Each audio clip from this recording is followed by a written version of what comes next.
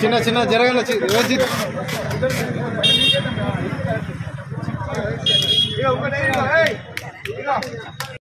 అంటే నవంబర్ 28 తారీఖు నాడు ఎలక్షన్ల సమయంలో గజ్వేల్ నియోజకవర్గానికి ఎన్నికల ప్రచారానికి వచ్చి ఒక బహిరంగ సభ పెట్టి బహిరంగ సభలో మాట్లాడిపోయినప్పటి నుండి ఇంతవరకు కూడా ఈ రోజు వరకు కూడా మళ్ళీ మా గజ్వేలకు కల్పించినటువంటి పరిస్థితి లేదు.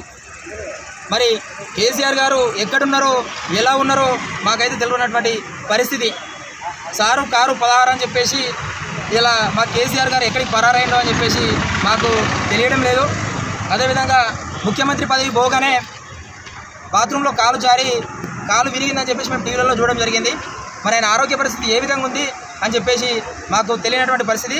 కావున కేసీఆర్ గారు ఎక్కడున్నారో తెలవాలని చెప్పేసి ఆయన ఎక్కడున్న గజ్వేల్కి రావాలని చెప్పేసి ఈరోజు మేము గజ్వేల్లో భారతీయ జనతా పార్టీ గజ్వేల్ పక్షాన ఈరోజు గజ్వేల్లో ఇలా గోడలపైన పత్రికలు వేసి కరపత్రాలు కొట్టించి ఇలా గజ్వేల్ పట్టణంలో పంచడం జరిగింది. నేను ఒక సూచన చేయదలుచుకున్నా, కేసీఆర్ గారు ఎక్కడున్నా మీరు ఒకవేళ టీవీ చూసినట్టయితే ఒక సూచన చేయదలుచుకున్నా. ఇలా కేసీఆర్ గారు గజ్వేల్ను అభివృద్ధి చేసినా అని చెప్పేసి ఇలా 4 భవనాలు కట్టినా 4 రోడ్లు నిర్మాణం చేసినా గజ్వేల్ మొత్తం అభివృద్ధి జరిగింది అని చెప్పేసి మాట్లాడుతూ ఉన్నాడు. నేను అడుగుతా ఉన్నా కేసీఆర్ గారు, మీరు కట్టించినటువంటి ఏదైతే గజ్వేల్లో ఉన్నటువంటి 100 పడకల ఆసుపత్రి ఏదైతే ఉందో అక్కడ కేవలం ఆసుపత్రి మాత్రమే కనిపిస్తుంది. దాంట్లో డాక్టర్లు కనిపించరు, దాంట్లో సూదులు ఉండవు, దాంట్లో ట్యాబ్లెట్లు ఉండవు, దాంట్లో స్కానింగ్ సెంటర్లు ఉండవు.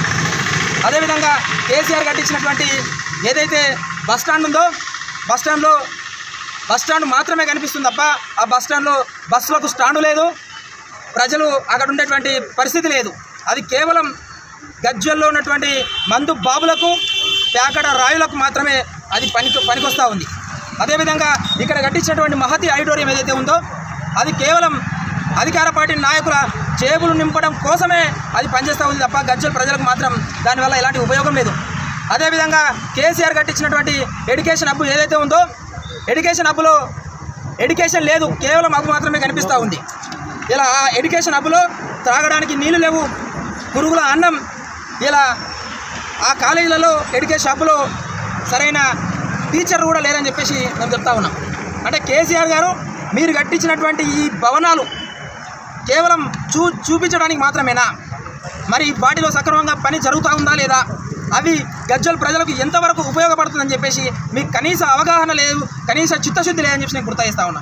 ముఖ్యంగా చెప్పాలంటే గజ్వేల్లో మల్లన్న సాగర్ బాధితులు ఎవరైతే ఉన్నారో గజ్వేల్లో ఉన్నటువంటి మల్లన్న సాగర్ బాధితులను గుండెల్లో పెట్టి చూసుకుంటా అని చెప్పేసి వాళ్ళకి హామీ ఇచ్చి ఇలా వాళ్ళ గుండెలు పగిలేలాగా రోధిస్తూ ఉన్నారు.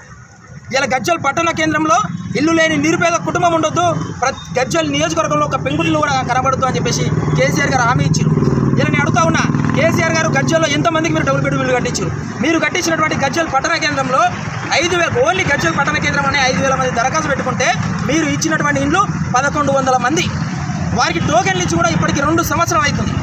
ఇంతవరకు వాళ్ళకు ఇల్లు ఇచ్చినటువంటి దాఖలా లేవు. ఇలా మీ అభివృద్ధి గజ్వేల్లో పరిస్థితి చూస్తూ ఉంటే కేసీఆర్ గారి అభివృద్ధి ఎందుకంటే ఒక కోట శ్రీనివాసరావు అని ఒక సినిమాలో కోడిని చూపించి ఉత్తనం తింటాడు.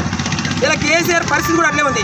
కట్టించినటువంటి భవనాలు, కట్టించినటువంటి డబుల్ బెడ్రూమ్ ఇల్లు అవి చూసుకుంటే మురుసులే తప్ప వాటి వల్ల ఎలాంటి ఉపయోగం లేదని చెప్పేసి నేను గుర్తు చేస్తా ఉన్నా. ఖచ్చితంగా కేసీఆర్ గారు ఇలా ఏదైతే ముఖ్యంగా గజ్వేల్ పట్టణ కేంద్రంలో డబుల్ బెడ్రూమ్ ఇళ్ళకు సంబంధించినటువంటి బాధితులు ఎవరైతే ఉన్నారో ముందుగా వారికి